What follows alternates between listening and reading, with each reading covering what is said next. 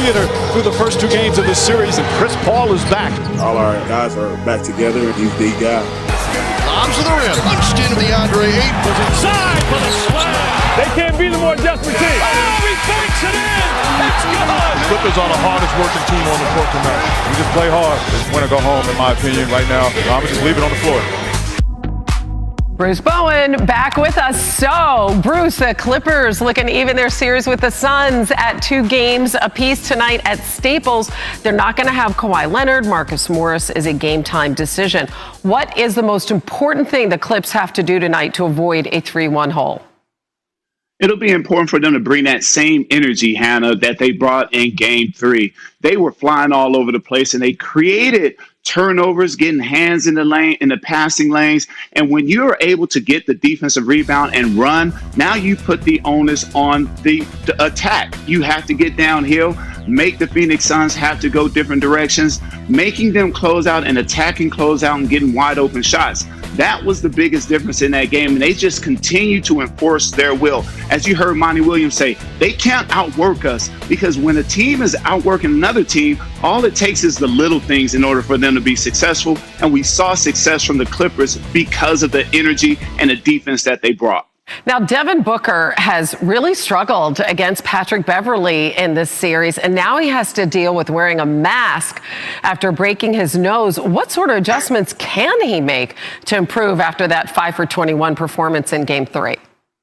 Well, Hannah, the first adjustment is to give Beverley respect. You understand that he's a tremendous aggressive defender. He's very physical. But with great scorers, once they understand what a player is and who they are, they're able to make the necessary adjustments, just like being low on your dribble. Right here, you saw Devin, he didn't set him up before he came off that screen. It goes back to the fundamentals for these types of scorers in order for them to get to who they are and playing who they are. And lastly, you must not allow your emotions to take over. Devin Booker is a young player. He's never experienced anything like this. But the thing that I love about Monty Williams is that Monty is able to pull him aside and say, hey, you know what? The officials aren't going to call fouls. You have to play through this. This is what great players in this game do.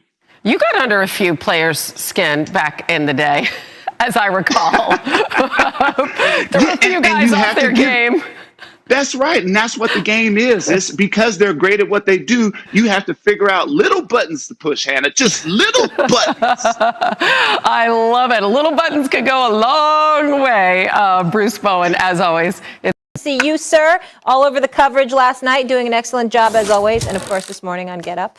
But Max, I'm going to start with you. Should people stop bashing Paul George? No, it's not bashing. It's truth-telling. And by the way, Doris Burke was truth-telling too. That's why I said I wasn't going to blame their loss on his missed free throws, just like I'm not going to blame the Nets' loss on Kevin Durant airballing a 3. Because, yes, he played all those minutes and he had carried his team and he was exhausted and he missed the shot. Same thing with Paul George. She pointed it out. He's been carrying his team, or at least leading a team in the absence of Kawhi. He's played more than anybody else. He plays both ends of the floor and he missed some free throws.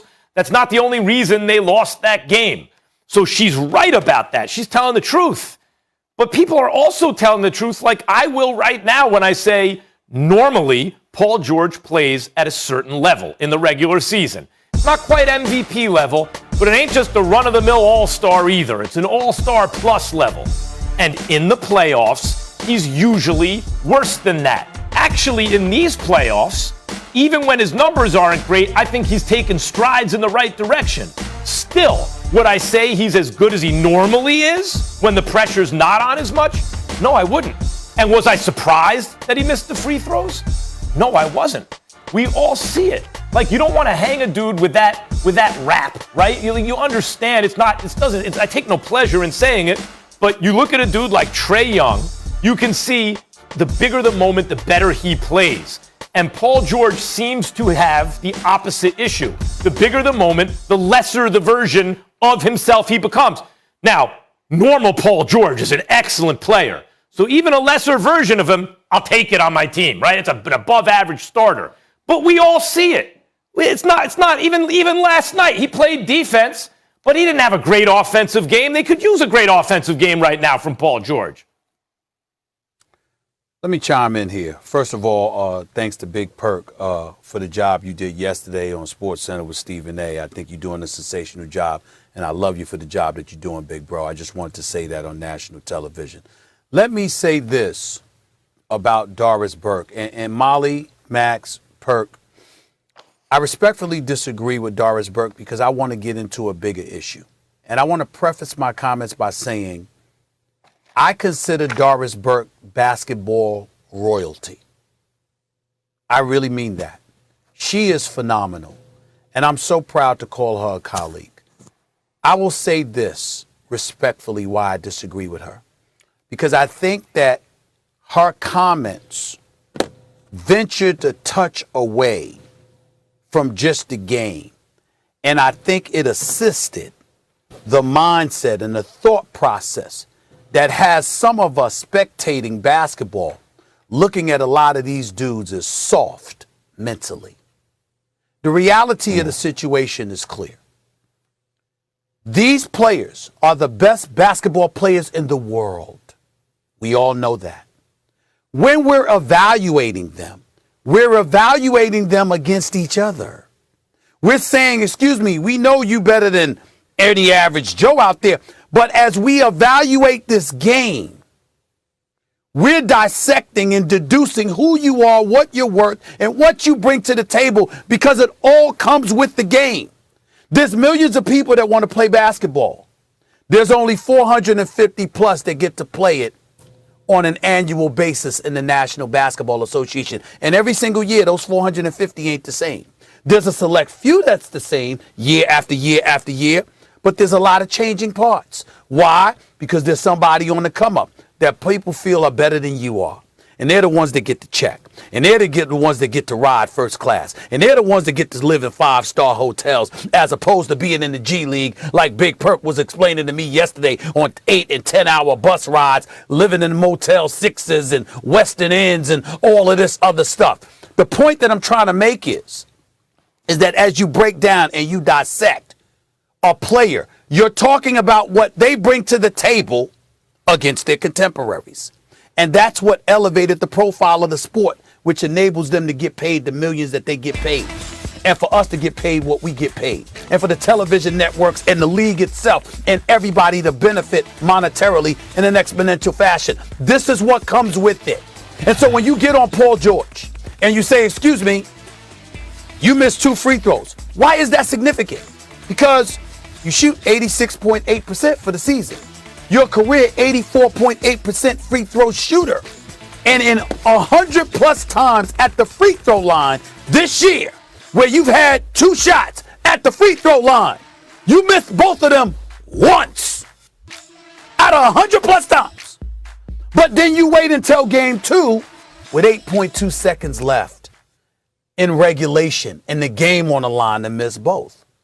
People are going to react to that. People are going to evaluate that. People are going to deduce. And what they're going to say is that you ain't no scrub like most of us out here. You ain't no average player. You still a star. But when we think about the creme de la creme, there's another level that you may not have made it to. And it's up to Paul George to prove otherwise, which he has an opportunity to do. There's nothing wrong with that.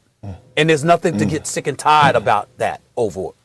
That's my personal opinion, respectfully. Well, no. Well, let me start off by saying, Molly, I appreciate the love. I appreciate y'all having me on First Take. Max, I appreciate you embracing me on this show and the Max Kellerman show. And Stephen A., I appreciate you, big bro, for putting me on all the platforms, all your shows. It's very appreciated, and I appreciate you from the bottom of my heart to all 3 of you guys. Now, let me get to this point. Doris Burke is a GOAT at what she does, what she brings to the table. I love listening to her commentary. Sure. I think she's a wonderful human being. Outside of that, great spirit, great energy, just an all-around great person. But I disagree, and here's why, okay? Paul George put the pressure on himself. He put the pressure on himself. No other person in the world gave him the nickname Playoff P. He gave himself that nickname. So with that being said, you put yourself under a microscope to perform well at the highest level when it matters the most. So when it's time to deliver, people are watching you very closely. Didn't Kevin Durant about 2 or 3 years ago when they were playing the Clippers and the Clippers were giving Pat Bev and Lou Will was giving them problems the first couple of games, and Kevin Durant came out and he said, you know who I am. I'm Kevin Durant. And what did he go on to do to the Los Angeles Clippers? He killed them. And I mean, he buried them, put them in a body bag. Okay? And then you go back and look at a guy like Damian Lillard. You know he always points to his wrist. You know what time it is. It's Dame time. It's nothing fake about that because the man is clutch. When he points at his wrist, everybody knows we're about to get an epic performance. So with that being said, to Stephen A. Smith's point, you're getting paid $100+ million, okay? Not only did you give yourself a nickname, you're getting paid a bag.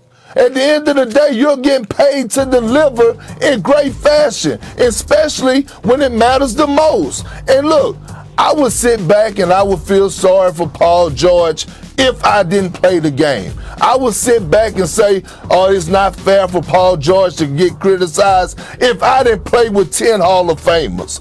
But with that being said, I don't want to hear that. You can miss me with that. If Paul George performs well, I'm going to give him his props. If he don't, then I gotta tell it like it is. We have to keep it 100. I don't understand why people get so sensitive and say, back off Paul George. Nobody backs off LeBron James. When he don't finish the finals, he takes the heat like a man. I just don't understand these guys and people being sensitive and all this. No, Paul George gave himself his own nickname. Live up to it. Well, guys, Paul George has top 10 talent. Stephen A., to your point, we know everyone in the NBA is great. It's barely an exaggeration to say everyone on the earth who can play in the NBA is playing in the NBA. I don't think there's a more competitive endeavor on the planet Earth, right? You get to be a big star. It's fun to do. It's not tackle football. You're not getting hit in the head. You're making millions of dollars.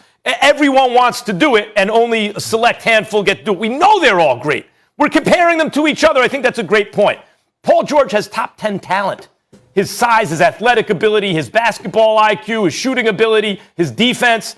Stop me when you hear a guy that you would take Paul George over. LeBron, KD, Kawhi, Steph, Harden, AD, Embiid, Jokic, Luka, Giannis. I just named 10 guys, not in the top 10. Would you take him over Dame? Would you take him over Trey? You see the way Trey's playing right now. Would you take him over Booker? Would you? I mean, maybe some people would. I would not. Max. Would you take him over Mitchell? Tatum? Max. Bottom line is this.